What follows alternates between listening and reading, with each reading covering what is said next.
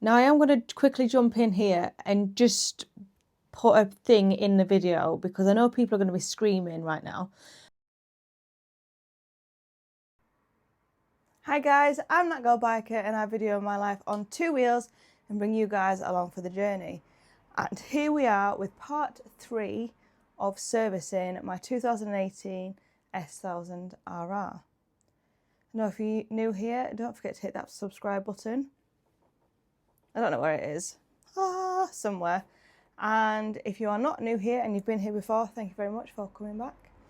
So a 3-part series, servicing the BM. Part 1 was the air filter, part 2 was the coolant change, and part 3 is going to be the oil and oil filter.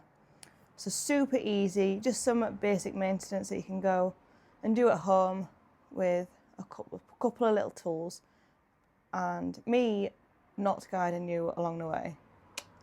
If you don't have an S1000RR, there may be a couple of hints and tips that you pick up in this video that you can use on your own bike that's not this bike. So we're just going to get straight into it because it's absolutely freezing, it's hammering it down outside, and I want a cup of coffee. So let's get moving. I've doubled up on hoodies, so fingers crossed it's going to go well. Got my filter ready and I've got my crush washers in it, which have just flown all over. Can you see that? Crush washers at the ready. I've got my ratchet socket, which is a 22mm to take the sump off. An old washing up ball with a plastic bag on it. Now I know what you're thinking, why don't you just buy an oil pan? If you're a regular here, you'll know that I do have an oil pan. And you'll know that I have bikes stored in different locations. And the oil pan isn't at this specific location because I really struggle with foresight sometimes, and I knew I was going to do an oil change, but it didn't enter my head to bring the oil pan because sometimes my brain doesn't brain. Basically. Yeah, so I've got bikes dotted around. There is obviously going to be a plan to get one workshop sorted. So everything to do with bikes is stored in one location because at the minute I've got bike stuff over 3 or 4 locations. And it's not ideal, but it's the situation that we're in. We're just going to have to make do because it's fine. The oil that I'm using. This is the oil that I'm using. This bike likes this oil. My Gixxer likes this oil as well. The Kawasaki also likes this oil. So this is what we're running with. Now I am going to quickly jump in here and just put a thing in the video because I know people are going to be screaming right now. So I am using 10W in my bike. Most people, well, not most, I'd say half the people would use 5W in the S1000RR, which is perfect for it. The 10W also works. The 5W is more for like track riding, harder riding, if you're doing like high speeds and things like that. Something to bear in mind with my riding, so this year I'm going to be riding with Ashley, who's passed his test, and this is going to be his first year on a big bike. We're not going to be racing around. And if we do, it's going to be short blasts. Like, there's one of my favourite roads coming up. We're going to go blast down it, or I'm going to go blast down it. I'm not going to be doing long stints of hard riding. Well, the oil I'm using is realistic to the riding that I'm going to be doing this year on the bike. Now, if I do get any sort of clunky gear changes or it doesn't feel right, of course I'm going to switch back to the 5W. But for this year, the 10W, absolutely fine. Do not freak out. Okay? I've got this. So we need to pray to the bike gods that the sump's going to come off easy and the oil filter's going to come off easy because I feel my hand's getting cold already. So, right, let's get a move on. I'm going to put you down there and I'm going to be at this side so you can see my little hands. Hi. So what we're going to do, first things first, is crack that sump off, which is going to be hard, but it's fine. You might get some you might get some rustling on the mic, but I'm sorry, you're just gonna have to deal with it.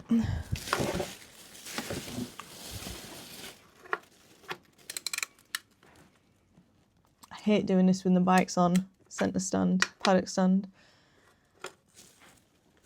Oh, cracked it. I don't know how this is looking on camera. I apologise.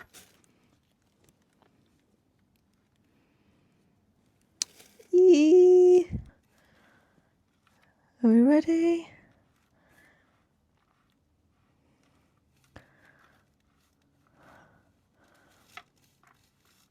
Oh, there we go. Fish that out. So it is very, very toasted. That was about right.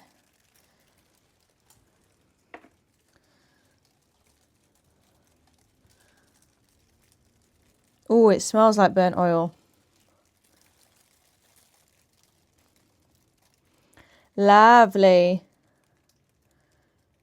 Oh, that crush wash is actually in pretty good condition.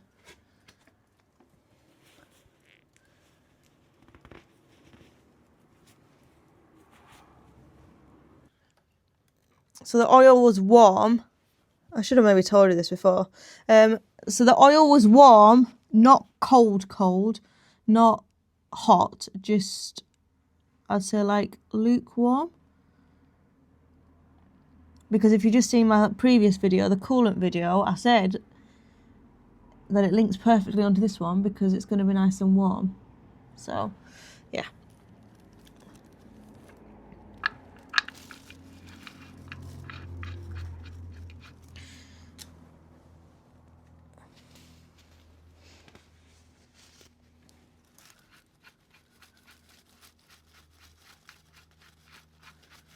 Let's stop dripping.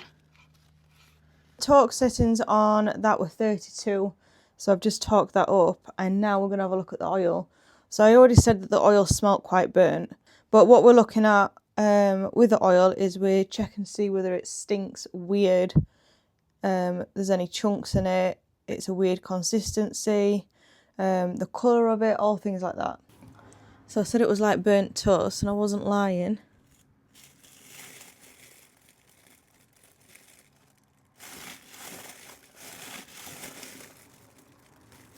See, there's little flecks sticking there. See, you can't do this in an oil pan, can you?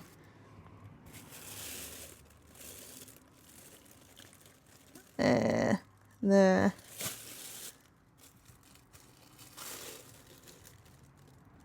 All in all, it looks alright, to be fair. Nothing of major concern. The bike's been rode well, so I did expect it to be this colour. So next on to the oil filter. Woo, woo, woo.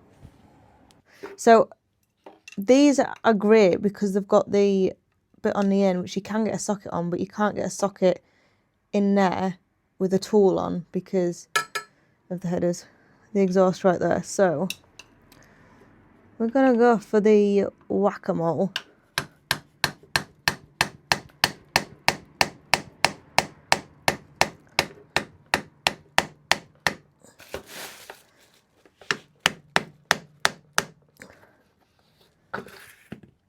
And that's going to open.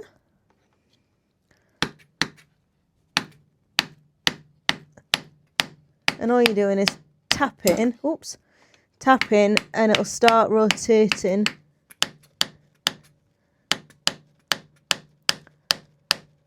There we go, see?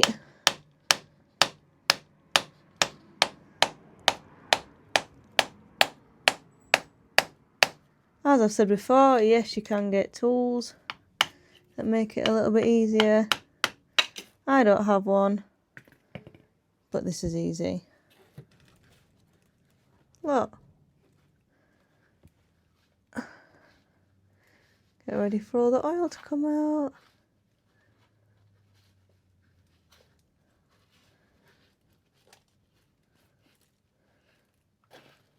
There we go.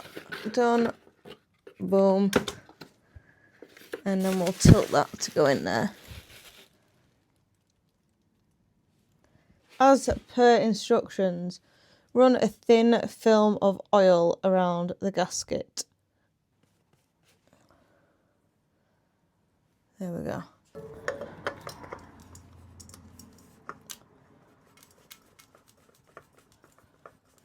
So 12 is like hand tighten, plus a little bit more. I'm guessing hand tighten for an adult, not someone that's got the strength of the Milky Bar kid.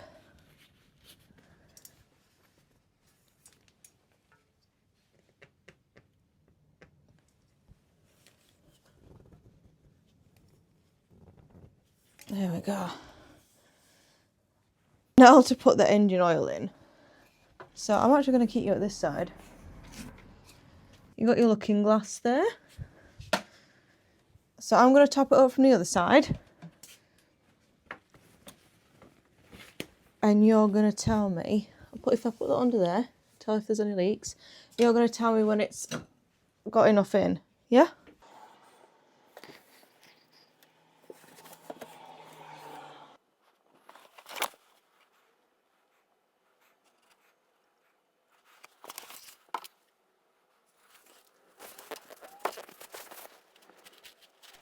And there we go. So that's the oil in the BMW. So what I'm going to do is I'm just going to let it sit overnight, just work its way through the engine. I'll give it a run tomorrow, stationary. Give it a run, just make sure there's no leaks or anything like that. Just make sure there's enough oil in. Obviously recheck the oil and then we should be good to go. So it's been a 3-part series. We've done coolant, air filter, oil filter and oil change as part of like an interim service on a BMW. So other bits that you would normally expect to get done in an interim service is obviously checking your brakes, your brake pads, your brake fluid front and back, your tyre wear, your sprockets, your chain, lights, things like that. When I come to fit the parts that I've wrapped onto the BMW, I will give it a proper clean. And when I give it a proper clean is when I'll check the other bits, because it's absolutely pointless me checking a chain now when it's caked in muck. Because I'll be checking it tension and make sure there's no kinked links. Now, there might be a kink link right now if I look, because it's probably caked in muck. But the reality is it probably just needs a good scrub. So I'll do one more of this series, but it's not part of the series. It'll be a general wash, last check over in preparation for the fairings going on. And then obviously a fairing reveal. So the fairing wrapping has taken a little bit longer than I initially wanted actually. So obviously I posted the video of me completing the yellow ones a few weeks ago now. And I had an issue with the wrap, so I ordered a satin black. That was the choice I made, a satin black. And I'll pop it on screen now. It was not black. It was silver. I spoke to the company. I said, is this definitely the satin black? And I'm like, yeah. But it's very, very grey silver. And it's just not going to do the mark, hit the mark. So I did actually wrap a couple of parts in it just to make sure I wasn't like seeing things. But when you get them up against the bike with the black frame and the other black details, subframe, swing arm, all things like that, it just looked absolutely horrific. So I'm having to take all that off and redoing it in a different black. Now whether I've gone for high gloss black or matte black, I'm not telling you because those are the two options that we're down to. So yeah, that should be done soon once that arrives and I can get crack-a-lacking with that. But do you know what? Tonight that was relatively easy. That was not painstaking like I expected it was going to be. So I'm happy about that. So time for clean up and shower and bed, I think, because time's ticking. But as always, thank you so much for watching. I do really appreciate you taking your time, wasting it watching my nonsense. And do you know what?